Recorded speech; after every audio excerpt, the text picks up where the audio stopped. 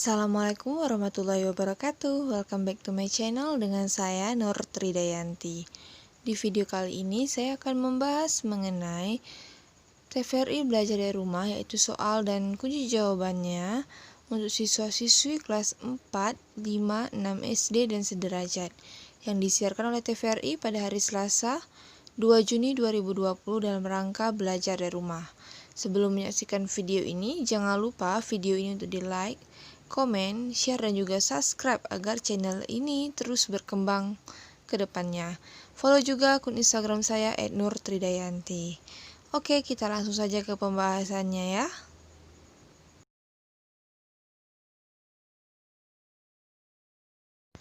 Nah, ini merupakan kumpulan pertanyaan yang akan ditanyakan untuk siswa-siswi SD kelas 4, 5, dan juga 6 yang disiarkan oleh TVRI pada hari Selasa 2 Juni 2020.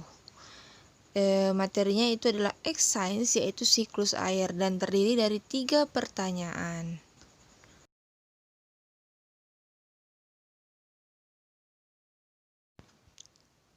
X-Science, siklus air. Oke, kita langsung saja ke soal nomor 1. Soal nomor 1 adalah pertanyaannya itu, jelaskan manfaat siklus air bagi kehidupan di bumi. Jadi untuk soal nomor 1 ini diminta menjelaskan apa saja manfaat dari siklus air untuk kehidupan di bumi kita. Jadi jawaban untuk soal nomor 1 ini adalah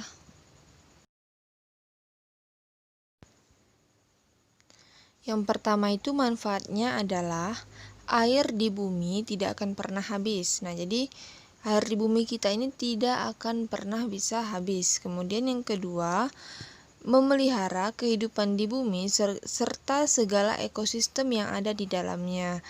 Jadi manfaat air itu tadi dari siklus air. Jadi dia bisa memelihara kehidupan di bumi serta segala ekosistem, baik itu makhluk hidup ya berupa manusia, hewan, dan juga tumbuhan. Ya, kemudian manfaat yang ketiganya adalah dapat memurnikan kembali air yang ada di bumi sehingga air tanah terisi ulang dalam keadaan bersih. Nah, yang keempat adalah dapat membantu pembentukan kembali fitur geologi bumi melalui proses erosi serta sedimentasi. Jadi itulah beberapa manfaat dari siklus air untuk jawaban soal nomor 1. Selanjutnya untuk soal nomor 2, pertanyaannya itu adalah apa saja kegiatan manusia yang berdampak positif dan yang berdampak negatif terhadap kelestarian air. Jadi di sini kita disuruh menyebutkan apa saja kegiatan manusia yang bisa berdampak positif dan juga berdampak negatif terhadap kelestarian air. Jadi jawaban untuk soal nomor 2 ini adalah kegiatan manusia yang berdampak positif dan negatif terhadap kelestarian air. Itu kita bahas dulu mengenai kegiatan manusia yang berdampak positif. Yang pertama itu pembuatan daerah resapan air. Kemudian yang kedua, melakukan reboisasi atau penanaman hutan yang gundul ya. Kemudian yang ketiga adalah melakukan penghijauan. Jadi ketiga ini merupakan kegiatan manusia yang berdampak positif terhadap kelestarian air. Jadi itu ada melakukan penghijauan atau reboisasi, melakukan penghijauan, kemudian melakukan reboisasi, dan juga pembuatan daerah resapan air. Nah, kemudian untuk kegiatan manusia yang berdampak negatif terhadap kelestarian air itu apa saja? Yang pertama adalah penebangan hutan secara liar. Kemudian yang kedua adalah pencemaran air laut. Itu bisa berupa tumpahan minyak. Kemudian yang ketiga adalah pembangunan daerah perkotaan. Jadi 3 kegiatan ini itu menimbulkan dampak negatif terhadap kelestarian air. Sehingga kita sebaiknya untuk menghindari kegiatan-kegiatan tersebut agar kelestarian air di bumi kita ini bisa tetap terjaga. Nah, itulah tadi jawaban untuk soal di nomor 2.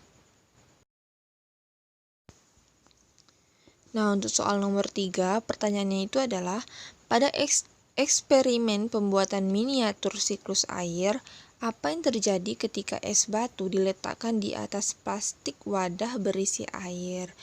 Jadi di sini menanyakan mengenai Apa yang terjadi ketika es batu diletakkan di atas plastik wadah berisi air pada eksperimen pembuatan miniatur siklus air? Untuk jawaban soal nomor 3 ini, itu jawabannya adalah terjadi proses penguapan, baik evaporasi, transpirasi maupun sublimasi yang kemudian menjadi butiran-butiran air di penutup plastik yang disebut dengan kondensasi. Kemudian butiran air tersebut berkumpul di satu tempat dan jatuh sebagai butiran-butiran air yang kita kenal sebagai hujan. Nah, prosesnya ini dinamakan dengan presipitasi. Dan kemudian itu jatuh tepat di bawah pemberat mangkok kecil yang menunjukkan terjadinya proses limpasan, di mana akan menjadi air di permukaan. Jadi, itulah penjelasan untuk jawaban soal nomor 3.